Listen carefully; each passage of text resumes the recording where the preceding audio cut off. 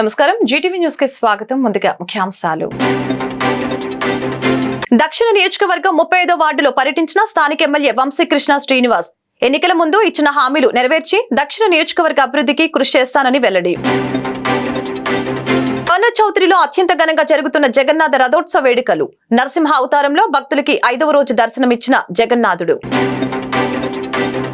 చంద్రబాబు విశాఖ పర్యటనలో జగన్ పై విష ప్రచారం చేయడాన్ని ఖండించిన మాజీ మంత్రి అమర్నాథ్. జగన్మోహన్ రెడ్డి ముఖ్యమంత్రిగా ఉన్నప్పుడు చేసిన అభివృద్ధిని చంద్రబాబు ఖాతాలో వేసుకోవడం హాస్యాస్పదంగా ఉందని ఎద్దేవా.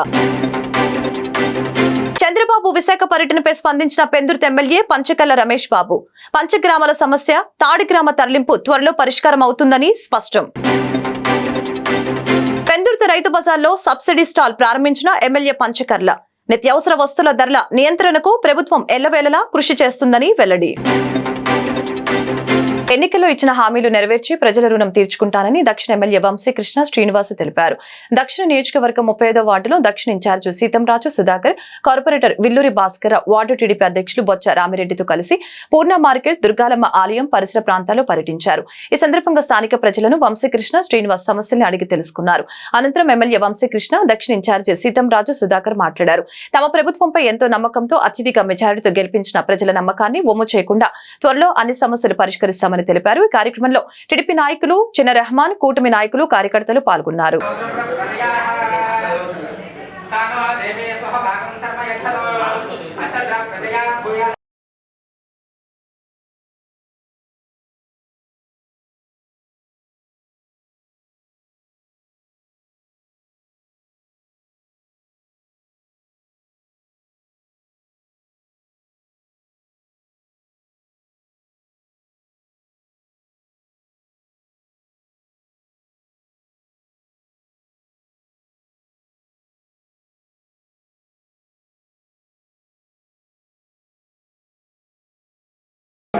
ఈరోజు ఎమ్మెల్యే అయిన తర్వాత అన్ని వార్డు కూడా విజిట్ పెట్టాం.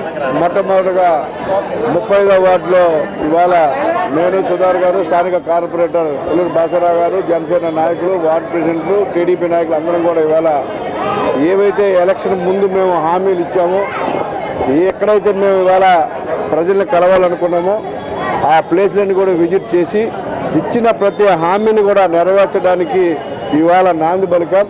నిన్నే పెద్దలు చంద్రబాబు నాయుడు గారు ఆధ్వర్యంలో రివ్యూ మీటింగ్ కూడా జరిగింది. ఆ మీటింగ్లో కూడా మేము ఇవన్నీ డిస్కస్ చేశాం. ఇచ్చిన ప్రతి మాటని ప్రపంచ పటంలో విశాఖపట్నం అత్యంత పరిశుభ్రమైన నగరంగా, ఒక ప్రసిద్ధిగాంచిన నగరంగా చేయాలి.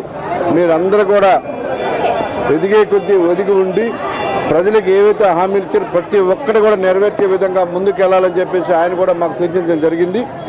మరి ఈరోజు అందులో భాగంగా మేము వేళ అన్ని వార్డులో కూడా ఉదయం ఒకటి, సాయంత్రం ఒకటి, ప్రతి వార్డులో కూడా తిరిగి ఇచ్చిన ప్రతి హామీని కూడా నెరవేరుస్తాం. ఈ కార్యక్రమంలో వార్డులో పాటు జడ్జి గారు, అలాగే స్థానిక అందరూ కూడా పాల్గొని ఇక్కడ ఉన్న ప్రతి సమస్యను కూడా నెరవేర్చడానికి మేము కృషి చేస్తాం. సార్, ఎలక్షన్ అయిపోయి 4 రోజులు దాటిపోయింది. రిజల్ట్ వచ్చి క్షేత్రస్థాయిలో ప్రజల తాలూకా సమస్యల్ని కల్లారా చూసి వాటి తాలూకా రిపేర్లు అయితే రిపేర్లు, సొల్యూషన్స్ని చేసే విధంగా దానికి ముందడుగు వేయడానికి ఈరోజు దుర్గాలమ్మ గుడికి వచ్చి ఈ రోజు నుంచి క్షేత్రస్థాయిలో ఉండే సమస్యల పట్ల అవగాహన చేసుకుని, ఆకలింపు చేసుకుని వాటిని సరిదిద్దే కార్యక్రమం ఈ రోజు నుంచి స్టార్ట్ అయింది. ఆ కార్యక్రమంలో భాగంగానే ఇక్కడి నుంచి 35వ వార్డు మా కార్పొరేటర్ విల్లూరి భాస్కరరావు, మా వార్డు ప్రెసిడెంట్, జనసేన నాయకులు అందరి ఆధ్వర్యంలో ఈ కార్యక్రమాన్ని శ్రీకారం చుట్టాము. నిన్న కూడా చంద్రబాబు నాయుడు గారు రివ్యూ చేశారు. కొన్ని సమస్యలు సిటీలో ఉన్నాయన్నీ ఆయన దృష్టిలోకి తీసుకొచ్చాం. ఒక్కొక్కటి కూడా త్వరలోనే ఆఫీసర్స్తో కూడా రివ్యూ ఉంటుంది. ఆ రివ్యూలో కూడా లోకల్ సమస్యల్ని లేవనెత్తాం, దాన్ని పరిష్కారాన్ని దిశగా కృషి చేస్తాం. టర్నర్ సత్రంలో జరుగుతున్న శ్రీ జగన్నాథ స్వామి వారి రథోత్సవాల్లో భాగంగా శుక్రవారం నాడు శ్రీ స్వామివారు నృసింహస్వామి అవతారంలో భక్తులకు దర్శనమిచ్చారు. శ్రీ వరాహలక్ష్మి నరసింహస్వామి వారి దేవస్థానం తరపున ఈవో శ్రీనివాసమూర్తి దంపతులు నృసింహస్వామి అవతారంలో ఉన్న శ్రీ జగన్నాథ స్వామి వారిని పట్టువస్త్రాలు సమర్పించారు. శుక్రవారం ఉదయం నుంచి శ్రీ స్వామివారికి విశేష అర్చనలు, సహస్రనామార్చనలు, ప్రత్యేక పూజలు జరిగాయి. సింహాచలం దేవస్థానం తరపున ఆలయ ఈవో శ్రీనివాసమూర్తి, ప్రధాన అర్చకులు రమణమూర్తి, ఆలయ సహాయ కార్యనిర్వహణాధికారి ఆనంద్ కుమార్, పర్యవేక్షకులు నాదస్వర వేద మంత్రాలతో నృసింహస్వామి అవతారం గల జగన్నాథ స్వామి వారికి పట్టు వస్త్రాలు సమర్పించారు. మధ్యాహ్నం 1500 మంది అన్న సమారాధన, సాయంత్రం సాంస్కృతిక కార్యక్రమాలు జరిగాయి.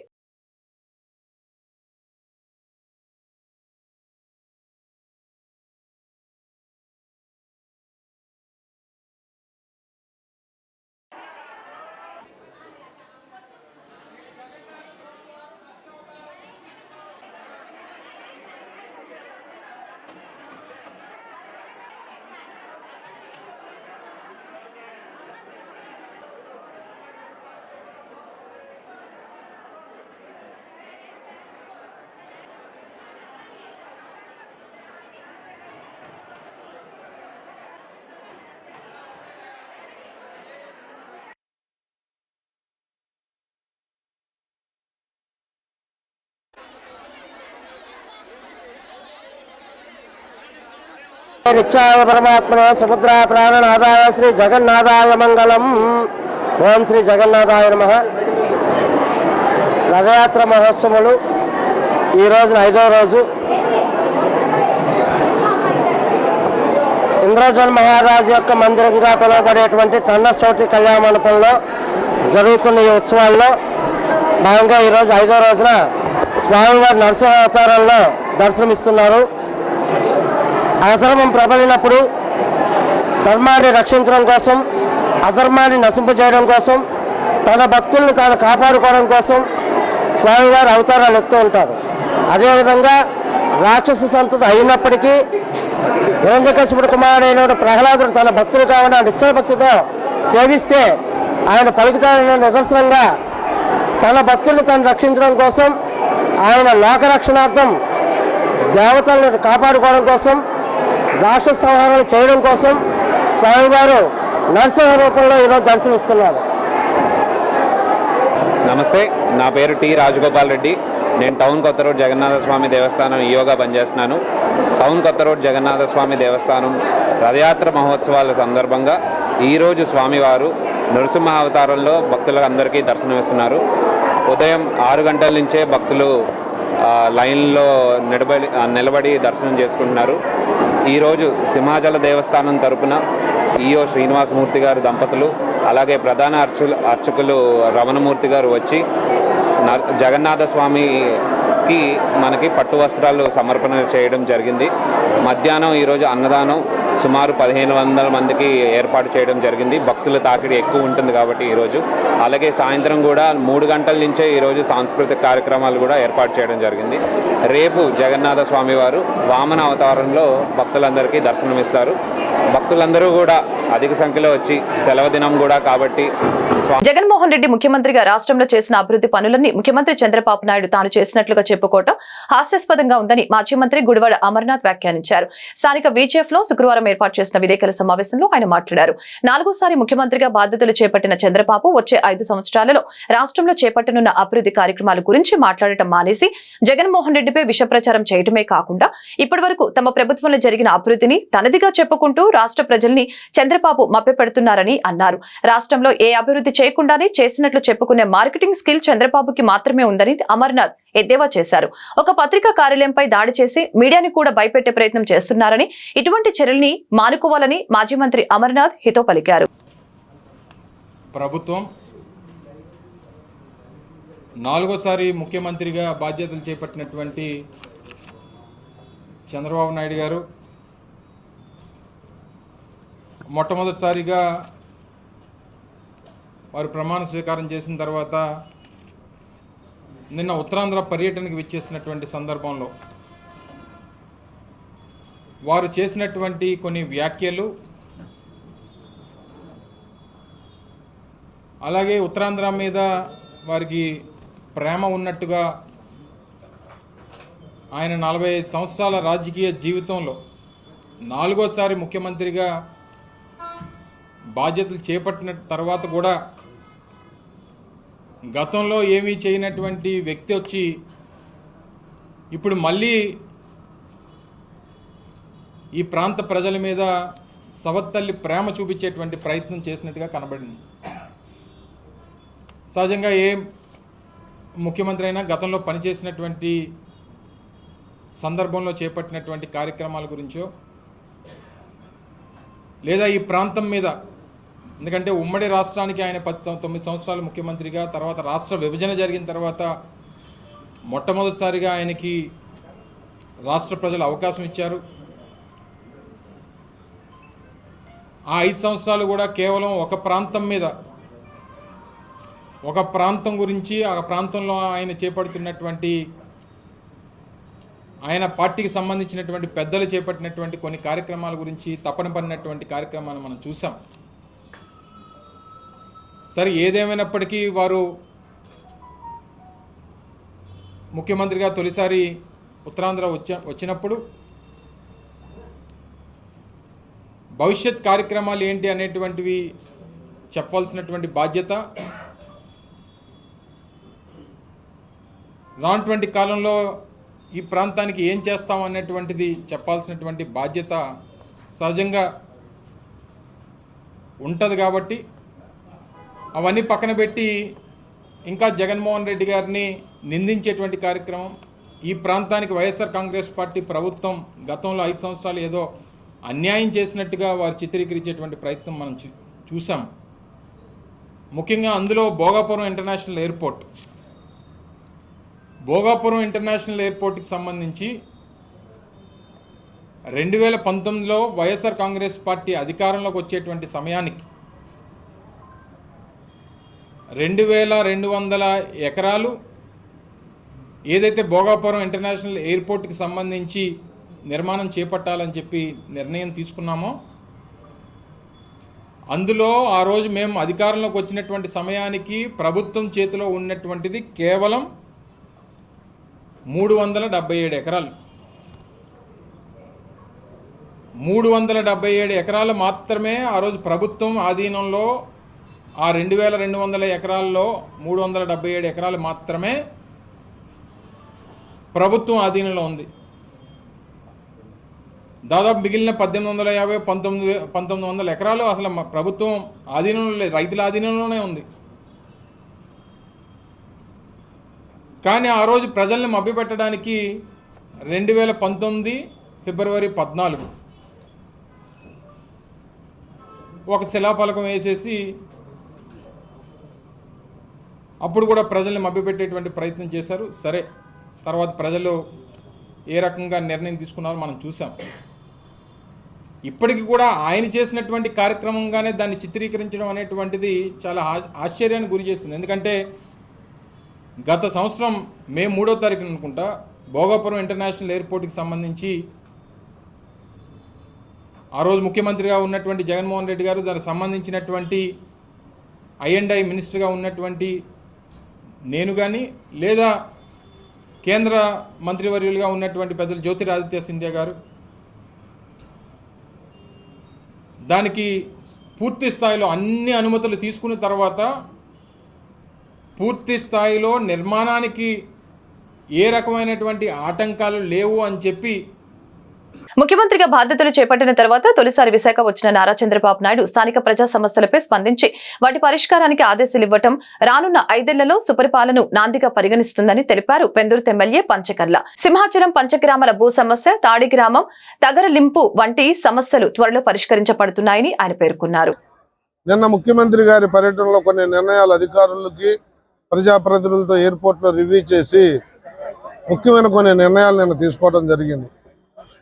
కొత్త కలెక్టర్ గారికి, కొత్త కమిషనర్లకు అందరికీ కూడా నేను ఆదేశాలు ఇవ్వడం జరిగింది. ముఖ్యమంత్రి గారు పంచగ్రామాల సమస్య ఇమ్మీడియట్గా పరిష్కరించే దిశగా ఒక ఎజెండా తయారు చేసుకుని ఆయన దగ్గరికి రమ్మంటం జరిగింది, ప్రజాప్రతినిధుల్ని, అధికారుల్ని. అలాగే తాడిగా తరలింపు మీద కూడా ఒక నిర్ణయం తీసుకున్నాం. చాలా ఆనందదాయకం. మా నియోజకవర్గంలో ఎప్పటి నుంచో పెండింగ్లో ఉన్న 2 ఇష్యూస్లు నిన్న తీసుకున్న ఎజెండాలో పెట్టడం, దాన్ని ముందు మాతో కూర్చుని ఇంపార్టెంట్ ఇష్యూస్, ఈ జిల్లా ఎంతో మా ఎన్డీఏ కూటమిని ఆదరించిన ఉమ్మడి విశాఖ జిల్లాలో తీసుకోవాల్సిన ప్రాజెక్టు మీద, ఎక్కడెక్కడ ఫ్లైఓవర్స్ కావాలి, ఎక్కడెక్కడ అండర్ గ్రౌండ్ డ్రైనేజీ కావాలి, అండర్ గ్రౌండ్ కరెంటు, అలాగే రోడ్లు విస్తరణ, భోగాపురం ఎయిర్పోర్ట్ కానీ మెట్టెక్లో 10,000 కోట్ల టర్నోవర్ ఉన్న దాన్ని 30 కోట్లు చేసి పేద ప్రజలకు కూడా వైద్య పరికరాలు అందించే విషయంలో కానీ అన్ని విషయాలు కూడా ఉత్తరాంధ్ర సుజల స్రవంతి కంప్లీట్ చేయటం టైం బాండ్ ప్రోగ్రాంగా పెట్టి విశాఖ జిల్లాకి అనకాపల్లి జిల్లాకి తాగునీరు సాగునీరు 24 గంటలు కూడా మా మహిళలకి కుళాయి ఓపెన్ చేస్తే 24 గంటలు నీరు వచ్చే విధంగా ఒక సంవత్సరంలో అందిస్తామని కూడా నిన్న మాట ఇవ్వడం జరిగింది. ఎన్నో బృహత్తరమైన కార్యక్రమాలు నిన్న నిర్ణయం చేశారు.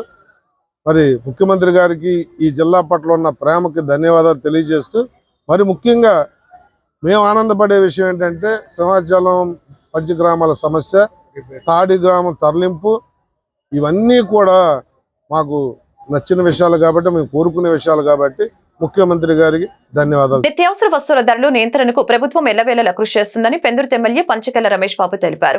నేడు పెందుర్తి రైతు బజార్లో ఏర్పాటు చేసిన సబ్సిడీ స్టాల్ ని ఆయన ప్రారంభించారు. ఈ సందర్భంగా ఆయన మాట్లాడారు. ధరల పెరుగుదలకు ప్రత్యామ్నాయంగా రైతు బజార్లు ఈ తరహా స్టాల్స్ ప్రజలకు ఎంతగానో ఉపశమనం కలిగిస్తున్నాయని తెలియజేశారు. బియ్యం, కందిపప్పు వంటి ముఖ్యమైన సరుకులు సబ్సిడీ ద్వారా అందించడంతో పేద మధ్యతరగతి కుటుంబాలు ప్రజల హర్షం వ్యక్తం చేస్తున్నారని తెలియజేశారు. అలాగే కార్యక్రమంలో ఆయనతో పాటుగా స్థానిక కూటమి నాయకులు, రైతు బజార్ సిబ్బంది తదితరులు పాల్గొన్నారు.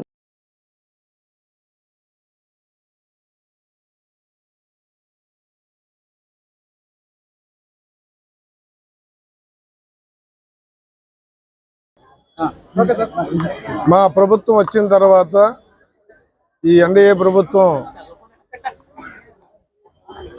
పెరిగిన నిత్యావసర వస్తువుల రేట్ల దృష్ట్యా ఒక నిర్ణయం తీసుకుని నిన్న రాష్ట్ర వ్యాప్తంగా కందిపప్పు కానీ, రా రైస్ కానీ, రైస్ కానీ తక్కువ ధరకి మార్కెట్ యార్డ్ ద్వారా సరఫరా చేయాలని చెప్పి ప్రభుత్వం ఒక నిర్ణయం తీసుకుని నిన్న ప్రారంభించడం జరిగింది. మంత్రులు కానీ, ఎమ్మెల్యేలు కానీ వారి నియోజకవర్గాల్లో నిన్న ప్రారంభించడం, నిన్న ముఖ్యమంత్రి గారు విశాఖ జిల్లా పర్యటన వల్ల మేము మా నియోజకవర్గంలో కూడా ఉండటం వల్ల ఆయన పర్యటన ఈరోజు ప్రారంభించడం జరిగింది.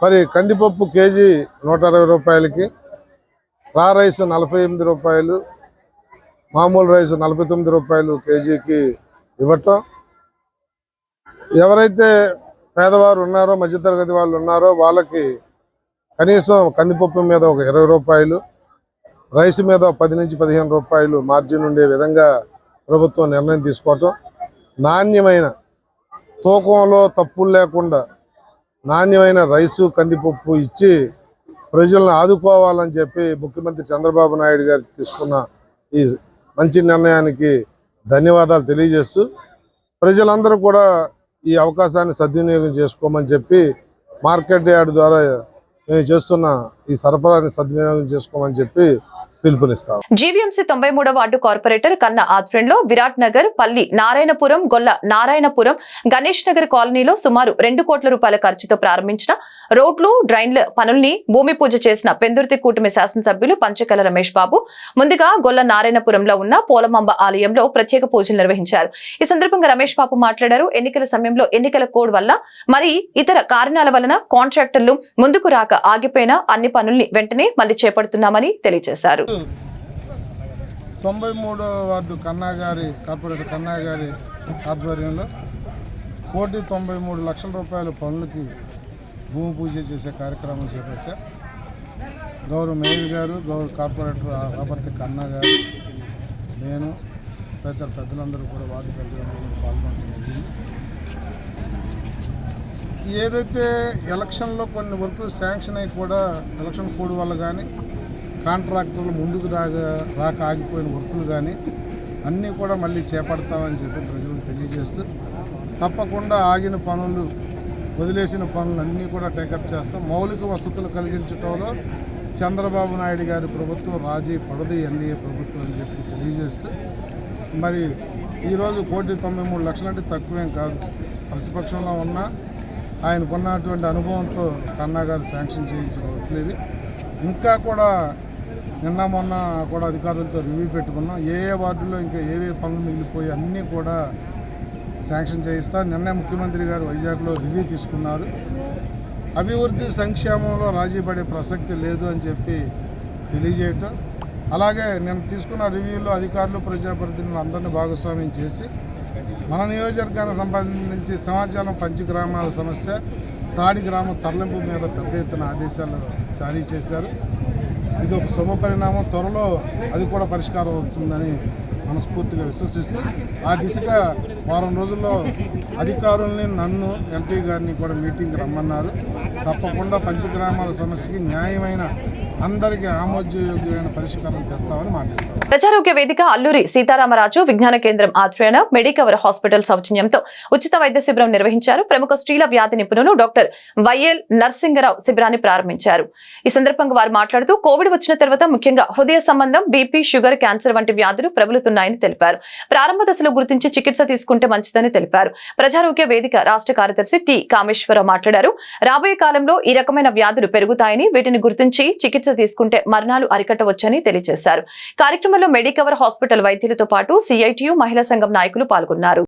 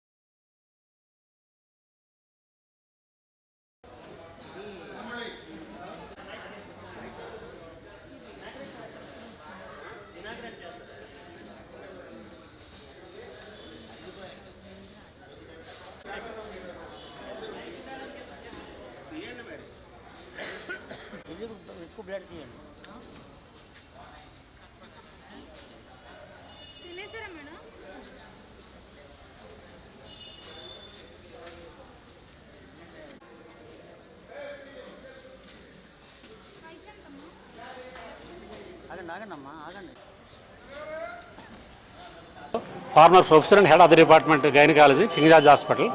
ఈవేళ అల్లూరు సీతారామరాజు విజ్ఞాన కేంద్రం వాళ్ళు మెడికవర్ హాస్పిటల్ వారి సౌజన్యంతో ఒక హెల్త్ క్యాంప్ నిర్వహిస్తున్నారు.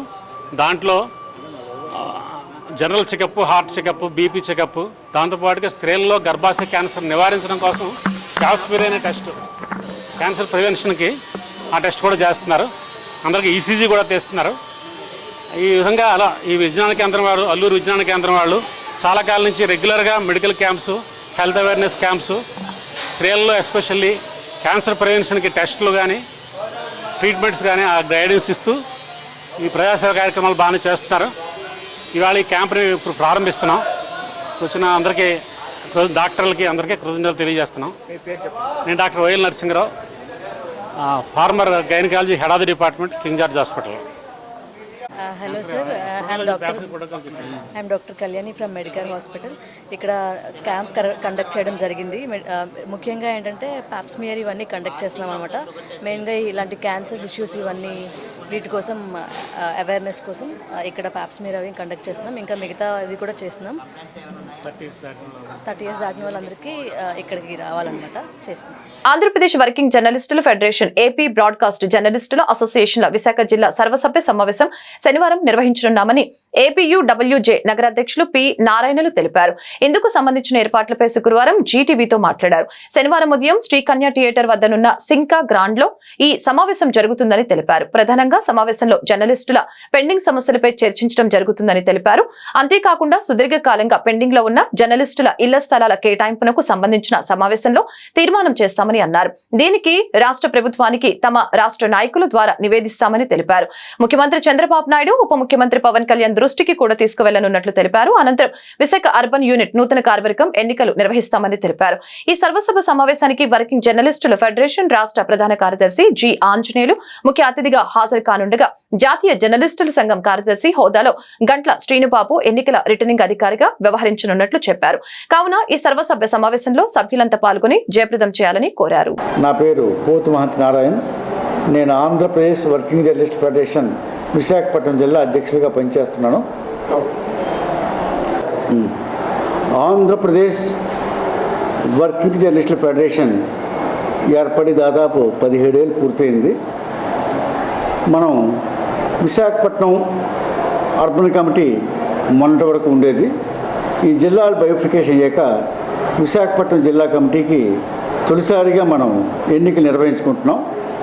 శనివారం ఉదయం 10 గంటలకి మనం రైల్వే న్యూ కాలనీ శంకా గ్రాండ్లో మనం ఎన్నికలు సర్వసభ సమావేశం 2 కూడా ఏర్పాటు చేసుకుంటున్నాం. ముఖ్యంగా మనం విశాఖపట్నం జిల్లా సంబంధించి 11 మండలాలు ఉన్నాయి. ఈ 11 మండలాలకు చెందిన జర్నలిస్టులు అంతా కూడా రేపు ఎన్నికలు సర్వసభ సమావేశంలో పాల్గొంటున్నారు. ముందు సర్వసభ సమావేశంలో కరోనా తర్వాత కరోనా ముందు జరిగిన పరిణామాలు, జర్నలిస్టులకు సంబంధించి ఏ ఫంక్షనింగ్లు మనం చేశాం, వాళ్ళ ఇబ్బందులు సాధక బాధకాలు కూడా చర్చిస్తాం. దీనికి సంబంధించి రాష్ట్ర ప్రధాన కార్యదర్శి జి ఆంజనేయులు గారు, అదేవిధంగా రాష్ట్ర కార్యదర్శి గంటల శ్రీనిబాబు గారు కూడా ముఖ్య అతిథులుగా హాజరవుతున్నారు. వాళ్ళు కూడా వాళ్ళ సందేశాలు ఇస్తారు. ముఖ్యంగా రాష్ట్రంలో కొత్త గవర్నమెంట్ వచ్చింది. పాత గవర్నమెంటు సంబంధించి ఇళ్ల స్థలాలు ఇస్తామని పాత గవర్నమెంటు చివరిలో అంటే ఫిబ్రవరి మార్చిలో దరఖాస్తులు స్వీకరించడం, అన్ని ఏర్పాట్లు పూర్తయినప్పటికీ స్థలాలు గుర్తించే టైంలో గవర్నమెంట్ మారిపోయింది. మళ్ళీ కొత్త గవర్నమెంట్ వచ్చింది చంద్రబాబు నాయుడు గారి హయాంలో. ముఖ్యంగా ఈ కొత్త గవర్నమెంట్ కనీసం జర్నలిస్ట్ ఇళ్ల స్థలాలకు సంబంధించి ఈ ఏడాది నుంచే వాళ్ళు చర్యలు తీసుకుంటే మనకి 1-2 సంవత్సరాల్లో స్థలాలు వచ్చేస్తాయి. మరి రాజశేఖర రెడ్డి హయాంలో ఇచ్చిన స్థలాలు ఎంతవరకు అది కూడా క్లియర్ అవ్వలేదు. అది కూడా క్లియర్ చేయమని మన ఫెడరేషన్ తరఫున చంద్రబాబు నాయుడు గారికి ఈ సందర్భంగా విజ్ఞప్తి చేస్తున్నాం. ముఖ్యంగా జర్నలిస్టులకి సంబంధించి ఇళ్ల స్థలాలతో పాటు 60 ఏళ్ళు దాటిన జర్నలిస్టులకి పింఛన్ సదుపాయం కూడా కల్పించమంటున్నాం. మిగతా రాష్ట్ర తమిళనాడులో చూస్తే దాదాపు 6-7 వేల రూపాయలు పెన్షన్లు ఇస్తున్నారు. మనకి ఆ సదుపాయం కూడా ఇవ్వమని మనం కోరుతున్నాం. రేపు మీటింగ్లో బీమా సదుపాయం యాక్చువల్గా నిర్ణయం మనం జర్నలిస్టుల ఆరోగ్య బీమా నిర్ణయం దాన్ని పొడిగించారు. అందుకు రాష్ట్ర ప్రభుత్వానికి ప్రత్యేక ధన్యవాదాలు. మున్ముందు మరిన్ని సమస్యలు మనం పరిష్కరించుకునేందుకు శనివారం నాటి వేదిక ఎంతగానో ఉపయోగపడుతుంది. విశాఖపట్నం జిల్లా సంబంధించిన జర్నలిస్టులు అంతా కూడా ప్రింట్ మరియు ఎలక్ట్రానిక్ మీడియా జర్నలిస్టులు ఈ మహాసభకు హాజరై తమ అభిప్రాయాలను తెలియజేసినట్లయితే మున్ముందు మరింత పటిష్టవంతంగా మన ఫెడరేషన్ని తయారు చేసి ప్రతి జర్నలిస్టు సమస్య మనం నేరుగా పరిష్కరించుకునే అవకాశం ఉంటుంది. ఇందుకు Andhra Pradesh working journalist federation Visakhapatnam జిల్లా శాఖ అన్ని విధాలుగా ప్రతి జర్నలిస్టుకు సహకరిస్తుంది. ఇప్పటికే గంటల శ్రీనిబాబు గారు కానీ మిగతా మన టీం అంతా కూడా ప్రతి జర్నలిస్ట్కి చేదోడు వాదోడుగా ఉంటూ వారి కష్ట సుఖాల్లో భాగస్వామ్యం అవుతున్నాం. అదేవిధంగా ఎలక్ట్రానిక్ మీడియా కూడా మన ఎలక్షన్ నిర్వహించుకోవాలి. ఈరోజు ఈశ్వరరావు గారు దానికి సంబంధించి 1-2 రోజుల్లో ఆయన కూడా తేదీలు నిర్ణయిస్తారు. మొత్తం ప్రింట్ మరియు ఎలక్ట్రానిక్ మీడియా జర్నలిస్టులు అంతా కూడా ప్రతి ఏటా కూడా అనేక రకాల కార్యక్రమాలు మనం నిర్వహిస్తున్నాము. దసరా సంబరాలు, తర్వాత ఉగాది సంబరాలు లాంటివి, సంక్రాంతి సంబరాలు ఇలాంటివన్నీ నిర్వహించుకుంటూ పాటు బీమా సదుపాయం కానివ్వండి, ఏదైనా జర్నలిస్టు ఏదైనా ప్రమాదం వాటిల్తే వారికి తగిన సాయం కానీ అందివ్వడం కానీ మన చేతనైందిగా చేస్తున్నాం. మున్ముందు కార్యక్రమాలు మరింత బాగా చేయాలంటే రేపటి ఎన్నికలు మహాసభకి ప్రతి జర్నలిస్ట్ హాజరై వారి అభిప్రాయాలు వెల్లడించాలి. దీనికి సంబంధించి ఒక ప్రోగ్రామ్ని మనం ఫిక్స్ చేసే అవకాశం ఉంటుంది. వార్తలు ముగించే ముందు ముఖ్యాంశాలు మరొకసారి. దక్షిణ నియోజకవర్గం 35వ వార్డులో పర్యటించిన స్థానిక ఎమ్మెల్యే వంశీకృష్ణ శ్రీనివాస్ ఎన్నికల ముందు ఇచ్చిన హామీలు నెరవేర్చి దక్షిణ నియోజకవర్గ అభివృద్ధికి కృషి చేస్తానని వెల్లడి. కర్నూలు చౌదరిలో అత్యంత ఘనంగా జరుగుతున్న జగన్నాథ రథోత్సవ వేడుకలు. నరసింహ అవతారంలో భక్తులకి 5వ రోజు దర్శనమిచ్చిన జగన్నాథుడు. చంద్రబాబు విశాఖ పర్యటనలో జగన్ పై విష ప్రచారం చేయడాన్ని ఖండించిన మాజీ మంత్రి అమర్నాథ్. జగన్మోహన్ రెడ్డి ముఖ్యమంత్రిగా ఉన్నప్పుడు చేసిన అభివృద్ధిని చంద్రబాబు ఖాతాలో వేసుకోవటం హాస్యాస్పదంగా ఉందని ఎద్దేవా. చంద్రబాబు విశాఖ పర్యటనపై స్పందించిన పెందుర్తి ఎమ్మెల్యే పంచకల్ల రమేష్ బాబు. పంచగ్రామాల సమస్య తాడిగ్రామ తరలింపు త్వరలో పరిష్కారం అవుతుందని స్పష్టం. పెందుర్తి రైతు బజార్లో సబ్సిడీ స్టాల్ ప్రారంభించిన ఎమ్మెల్యే పంచకర్ల. నిత్యావసర వస్తువుల ధరల నియంత్రణకు ప్రభుత్వం ఎల్లవేళలా కృషి చేస్తుందని వెల్లడి. ఈ వార్తలు ఇంతటితో సమాప్తం. మరొక బులెటిన్లో మళ్ళీ కలుద్దాం. నమస్కారం.